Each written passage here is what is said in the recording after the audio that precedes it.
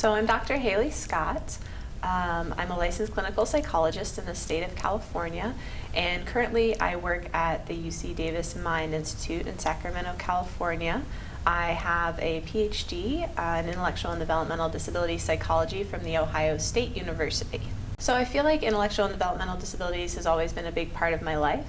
My mother is a special education teacher, and growing up, this was before there was a lot of information available about autism and autism supports. She was working really hard in her classrooms just by trial and error to figure out what would help these children succeed in the school setting. And she actually, in our small rural town, she created the first autism-friendly classrooms and did a lot to teach other people about how to make their classrooms autism-friendly. So I was just always involved in her classroom and involved in this field. And then when I went to undergraduate, I stayed involved through volunteering. I did a lot with helping to make sure that children with intellectual and developmental disabilities were included in their sports teams. So I would often go on and be a one-on-one aide to make sure that they could do the sports and activities that they wanted to do. And I stayed involved and pursued a PhD specific to this field. Right now my work is a little unique because I'm on a 2-year research fellowship from the National Institutes of Health. So what that means is that I get to research the things that I'm interested in for my job. And currently that looks like a lot of research into the co-occurrence of mental health with intellectual and developmental disabilities, particularly around how do we assess for mental health in people with developmental disabilities.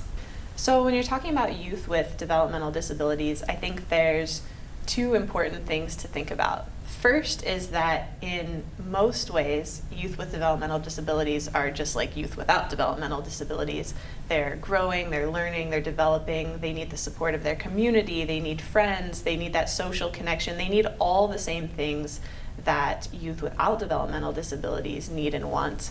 But at the same time, you also have to recognize that they're a vulnerable population, and they're a population that is often socially excluded, and they're a population that often doesn't get the care and support that they need when things go poorly for them. For example, when they experience a trauma or when they experience a mental health crisis, those things are often overlooked.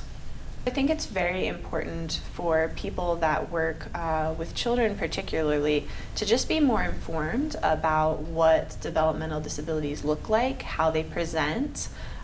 We need to make sure that youth with developmental disabilities are being identified early so that they can get good supports and services. And then we really need to recognize that there's a lot of co-occurring disorders that happen when you have a youth with developmental disabilities. So just because somebody has autism doesn't mean that they don't also have depression. And just because somebody has an intellectual disability, that doesn't mean that they can't also experience a traumatic event that really alters their learning and their experience of the world from here on out. I think we also need to be more cognizant of the fact that just because somebody has a developmental disability doesn't mean that the things that help people without developmental disabilities, like therapy, like social support, don't also benefit them. Getting this opportunity to travel around and talk about youth with developmental disabilities, particularly youth with co-occurring challenges, is really exciting because I think they're a population that's often overlooked. This is, again, a subset of a population. They're not only youth with developmental disabilities, but they're youth that have developmental disabilities, and then they have an additional layer of challenges that they're really working to overcome.